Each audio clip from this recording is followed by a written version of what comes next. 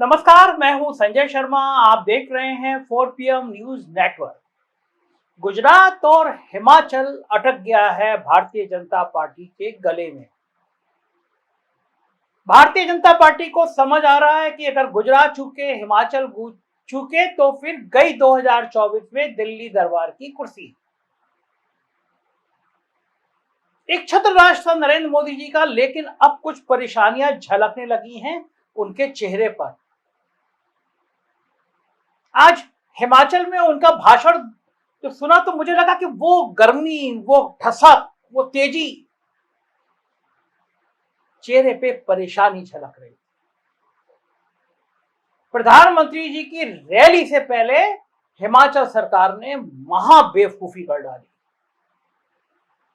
कह डाला कि भाई पत्रकारों को रैली कवर करनी है तो कलेक्टर सर्टिफिकेट बनवाइए, चरित्र प्रमाण पत्र लेके आइए। पूरे देश में, बल्कि मैं आज कुछ विदेश के अखबार देख रहा था, उन विदेश के अखबारों में भी हिमाचल प्रदेश के इस फरमान की मजाक उड़ी। कहा गया कि प्रधानमंत्री यूं तो प्रेस कॉन्फ्रेंस करते ही नहीं है और अब रैली में भी चरित्र के प्रमाण पत्र मांगे जा रहे हैं। दुनिया भर में हंगामा मचा तो सरकार ने यह फैसला वापस ले लिया। लेकिन सूरत में 2-2, 3-3 दिन के शो, गुजरात में सारी ताकत, हिमाचल में आज प्रधानमंत्री जी की रैली, बाकी नेता गायब है। क्या आपने देखा कि गडकरी गुजरात और हिमाचल में हो, राजनाथ सिंह गुजरात और हिमाचल में हो? अभी तक योगी आदित्यनाथ नहीं भेजे गए। दिसंबर में चुनाव है, बहुत ज्यादा चुनाव में टाइम बचा नहीं है। हालात यह है कि केजरीवाल परेशान कर रहे हैं गुजरात में। आज बात करेंगे हम गुजरात और हिमाचल की राजनीति की और गुजरात और हिमाचल में भारतीय जनता पार्टी की परेशानी। ये बात जो मैं आपसे कह रहा हूं, ये बात लगभग 2 दशक पुरानी है। नरेंद्र मोदी जी तब गुजरात के मुख्यमंत्री थे, तो पूरी कोशिश कर रहे थे कि कैसे गोवा और महाराष्ट्र के पिंपरी चिंचवाड़, जो दवा निर्माता कंपनियों का हब था, उसको गुजरात के धोलेरा और आसपास के इलाकों को दवा निर्माण का हब बना दिया जाए, वहां से शिफ्ट करा दिया जाए। लेकिन तभी हिमाचल प्रदेश के मुख्यमंत्री वीरभद्र सिंह ने ऐसा दांव खोला जिससे मोदी जी चारों खाने चित हो गए। वीरभद्र सिंह ने चंडीगढ़ से सटे हिमाचल के एक कस्बे बद्दी में देश भर की बड़ी छोटी सभी दवा कंपनियों को आकर्षित करने के लिए ऐलान कर दिया कि जो भी यहां अपनी फार्मा कंपनी लगाएगा उसे 99 साल तक टैक्स हॉलीडे टैक्स में 100% की छूट दी जाएगी। पूरे देश में हंगामा मच गया। दवा कंपनियों के लिए यह बिल्कुल लॉटरी लगने जैसी बात थी। स्वाभाविक था कि कोई भी दवा कंपनी हिमाचल के ठंडा ठंडा कूल मौसम को छोड़कर भला गुजरात के उमस भरे मौसम में अपनी फैक्ट्री लगाने क्यों जाएगी। नतीजा यह हुआ कि बद्दी ने पूरे हिंदुस्तान के सबसे बड़े फार्मा हब का दर्जा हासिल कर लिया और नरेंद्र मोदी जी दुखी होकर गुस्से में गुजरात में रह गए। लेकिन अब हिमाचल में ऐसा माहौल बन गया है जिसमें वहां के आम लोग कह रहे हैं कि वीरभद्र सिंह के धोबी पाठ का बदला नरेंद्र मोदी अब अडानी भैया के माध्यम से ले रहे हैं। कैसे ले रहे हैं? अडानी भैया का हिमाचल में क्या रोल है, आइए मैं इसको भी बताता हूं। दरअसल हिमाचल की सेब की मंडी जो है, हिमाचल का सेब ना सिर्फ इंडिया में बल्कि पूरी दुनिया में काफी डिमांड में रहता है। बड़ा सुंदर, बड़ा टेस्टी, बड़ा स्वादिष्ट सेब होता है, पूरी दुनिया में डिमांड है। पर्यटन और सेब की खेती यही यहाँ के आम लोगों की अर्थव्यवस्था का सबसे बड़ा आधार माना जाता है। अब से पहले हिमाचल के राज्य सरकारों की तरफ से ऐसी विपणन मार्केटिंग की व्यवस्था होती थी जिससे किसानों को भरपूर दाम मिले और उनका नुकसान न हो। लेकिन मौजूदा जयराम ठाकुर सरकार, बीजेपी की सरकार, उसने सेब के विपणन की सरकारी व्यवस्था से हाथ खींच लिया और किसानों को अडानी भैया के भरोसे छोड़ दिया। अडानी भैया जाने, सेब के किसान जाने, सरकार पीछे हट गई। केवल अडानी को सेफ पैकेज दे दिया गया कि अडानी भैया आइए, जो चाहिए वो करिए। इसका दुष्परिणाम यह हुआ कि अडानी ने किसानों को 16 से 18 रुपए किलो के सेब बेचने पर मजबूर कर दिया। किसानों के सामने दो ही रास्ते थे, या तो सेब को सड़ जाने दो या औने पौने दामों पर अडानी को बेच दो।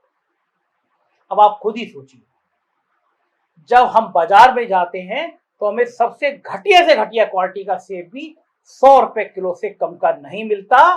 फिर अडानी ने किसानों को 16, 17, 18 रुपए किलो के क्यों दिए, और सरकार क्यों खामोश रही? उसने अडानी को इतने कम रुपए क्यों देने दिए? सब जानते हैं कि अडानी कौन है, कितने ताकतवर हैं, कितने रसूख वाले हैं, उनके सिर पर किनका हाथ है। जयराम ठाकुर के सामने समस्या थी कि अपनी कुर्सी बचाएं या किसानों को बचाएं। कुर्सी बचाने के लिए मोदी जी के दुलारे अडानी को खुश रखना जरूरी था, जबकि किसानों को बचाने के लिए सेब की कीमत दिलाना जरूरी था। ऐसे में जयराम ठाकुर ने मोदी और अडानी की जोड़ी के सामने सारे सरेंडर कर दिए। उन्होंने सोचा कि कुर्सी बचेगी तो कुछ काम होगा, सरेंडर हो जाओ मोदी जी के सामने, और सरेंडर कर दिया। किया भी उन्होंने।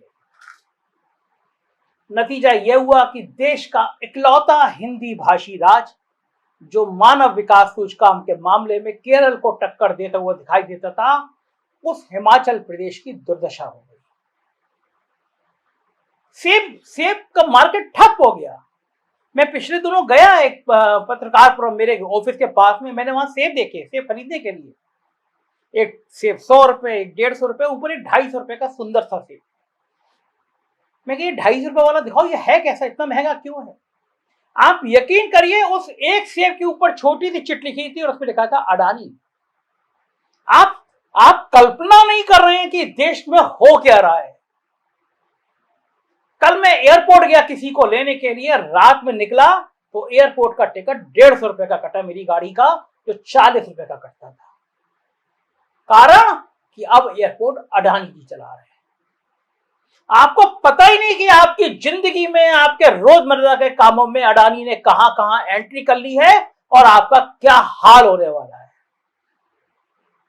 हिमाचल प्रदेश उदाहरण है। हिमाचल प्रदेश की वो दुर्दशा हो गई, ऐसी दुर्दशा हो गई कि आज नरेंद्र मोदी जी को कुल्लू की दशहरा की रैली में जाकर वोट बटोरने की कोशिश करनी पड़ रही है। दशहरा कुल्लू में मनाना पड़ रहा है। लेकिन अब यह समय बताएगा कि बलि प्रथा के लिए मशहूर कुल्लू की दशहरा शाकाहारी मोदी जी और उनकी टीम को माफ करेगी या आने वाले चुनावों में बीजेपी की बलि चढ़ा देगी। फिलहाल आम जनता तो काफी ठगी हुई महसूस कर रही है। नोटबंदी के बाद अर्थव्यवस्था कमजोर पड़ने के कारण आम भारतीयों की आय वैसे भी इतनी कम हो गई कि अब मनाली, डलहौजी, रोहतांग, मैक्लोडगंज जैसे पर्यटकों से गुलजार रहने वाले पर्यटक स्थलों पर इस बार लोगों की भीड़ कम हो गई है। भाई, लोगों के पास खाने को पैसा ही नहीं है तो घूमने का पैसा आएगा कहां से? नतीजा यह है कि पर्यटन, होटल, ढाबा, कॉटेज, कैब, इन सब के व्यवसाय में लगे आम हिमाचली लोगों पर बुरा असर पड़ा है। इतना ही नहीं, देहरादून से केवल 135 किलोमीटर की दूरी पर है शिमला। इस 135 किलोमीटर की दूरी को, शिमला को देहरादून से बड़ी रेलवे लाइन से जोड़ने की डिमांड लगातार चलती रही, लेकिन मोदी जी ने अभी तक इस पर रत्ती भर भी ध्यान नहीं दिया। इस हालातों में हिमाचल भाजपा के लिए बहुत परेशानी भरा नजर आ रहा है। पिछले दिनों उपचुनाव हुए थे, बीजेपी की जमानत जब्त हो गई। सत्ताधारी पार्टी उपचुनाव में जीतती है लेकिन जमानत जब्त हो गई। इसके साथ ही 23 साल तक लगातार मुख्यमंत्री रहे बेहद लोकप्रिय नेता वीरभद्र सिंह के निधन के बाद उनकी पत्नी को कमान संभालने का संकेत देकर कांग्रेस ने भाजपा की मुश्किलें बढ़ा दी। और मैं किस्सा याद दिलाऊंगा आपको, बड़ा दर्दनाक किस्सा था, मुझे बहुत खराब लगा। राजनीति ऐसे कभी नहीं की जानी चाहिए। हिमाचल के लोग उस वाक्य को कभी नहीं भूल सकते जब वीरभद्र सिंह अपनी छोटी बेटी का कन्यादान करने बैठे थे और ठीक उसी समय सीबीआई की टीम उनके घर पर शादी के बीच में छापा मारने पहुंच गई। छापा मारा उत्तर भारतीय समाज में बेटी की शादी में डिस्टरबेंस की कोशिश करने वाले को सबसे घृणित काम माना जाता है, सबसे बुरा काम माना जाता है। यहां तक कि दुश्मनी रखने वाले लोग भी बेटी की शादी के दिन सहयोग करते हैं। लेकिन मोदी सरकार ने यह परंपरा तोड़ दी। बेटी की शादी करने जा रहा था कन्यादान, उसी वक्त सीबीआई का छापा मार दिया गया। आखिर अपराध क्या था वीरभद्र सिंह का? सिर्फ इतना कि उनकी बड़ी बेटी जो गुजरात हाई कोर्ट की जज थी, उसने एक मामले में लोअर कोर्ट के आदेश पर रोक लगाने से इंकार कर दिया। पहाड़ी लोग इतने संवेदनशील होते हैं, वो सब बातें उनके दिल को छुप जाती है। आज भी वीरभद्र की बेटी की शादी की बात हिमाचल में चर्चा का विषय है। यहां तक कि इतनी परेशान है बीजेपी की यहां आम आदमी पार्टी ने जड़े जमाने की कोशिश की तो उसके हिमाचल के प्रभारी सतेज जैन के पीछे ईडी लग गई, जेल भेज दिया गया। दरअसल ये सब डर है तो सिर्फ चुनाव हारने वाले को सबसे पहले दिखता है। ये हिमाचल के हालात। आइए जरा गुजरात चलते हैं। जी हाँ, गुजरात मतलब नरेंद्र मोदी, गौतम अडानी और अमित शाह के गृहराज। यहां भी बड़ा सवाल यह है कि क्या मोदी, अडानी, शाह की तिरमुती से क्या लोग खुश हैं? आम गुजराती क्या इस बात से खुश है कि उसकी सरकार गांधीनगर से नहीं बल्कि दिल्ली के पीएमओ से चल रही है? क्या अब वहां आरएसएस भाजपा की सरकार से खुश है? क्या आम आदमी की पार्टी की एंट्री ने गुजरात के समीकरण बिगाड़ दी हैं? ये सब ऐसे सवाल है जिसका उत्तर टटोलने की कोशिश हमने कई वीडियो में की है। वास्तविकता यह है कि त्रिकोणीय मुकाबले की आशंका मां से बीजेपी गुजरात पर डर गई है। इतना डर गई है कि अभी से गोदी मीडिया को मैनेज करके सर्वे दिखाने का खेल शुरू हो गया है। गुजरात में चाहे मिडिल क्लास हो या गरीब आदमी, बिजनेस क्लास हो या कामगार, सबके सब बीजेपी से नाराज बताए जा रहे हैं। और रही सही कसर सरकारी कर्मचारियों की हड़ताल ने पूरी कर दी है। कर्मचारियों को यह दिखने लगा है कि जहां जहां कांग्रेस की सरकार, राजस्थान और छत्तीसगढ़ है, वहां पुरानी पेंशन व्यवस्था बहाल कर दी गई है। इसलिए वो भी अब बदलाव के पक्ष में बातें करने लगे हैं। इलेक्शन ड्यूटी और ईवीएम में संचालन भी यही सरकारी कर्मचारियों को करना होता है। इसी बात ने भाजपा को और ज्यादा डरा दिया है। आम आदमी पार्टी और कांग्रेस दोनों ने अपने लोक लुभावन वादों से बीजेपी को अलग से तबाह किया हुआ है। ऐसे में आप जरा सोचिए, यदि प्रधानमंत्री के गृह राज्य में उनकी सरकार पार्टी हार जाती है तो विपक्ष तो दूर, सबसे पहले अपनी पार्टी में मोदी शाह निपटाओ अभियान शुरू हो जाएगा। अभी तो सिर्फ नितिन गडकरी बोल रहे हैं। अगर गुजरात हारते हैं तो वसुंधरा, राजनाथ, शिवराज चौहान, येदियुरप्पा, योगी आदित्यनाथ, सुशील मोदी सबके सब बोलने पर लग जाएंगे। और यही नरेंद्र मोदी का सबसे बड़ा डर भी है। देखना होगा कि किस प्रकार से मोदी और शाह गुजरात, हिमाचल का तिलिस्म तोड़ पाते हैं। वहां की राजनीति में हमारी खबर रहेगी। देखते रहिए 4PM न्यूज नेटवर्क। यही चैनल है जो सच बोलेगा, गोदी मीडिया जो नहीं है। सच सुनना हो तो 4PM को सुनिए। यूपी की खबरें जाननी हो तो हमारा दूसरा चैनल 4PM यूपी, और बिहार की खबरें जाननी हो तो 4PM बिहार सब्सक्राइब करिए। शुक्रिया, थैंक यू।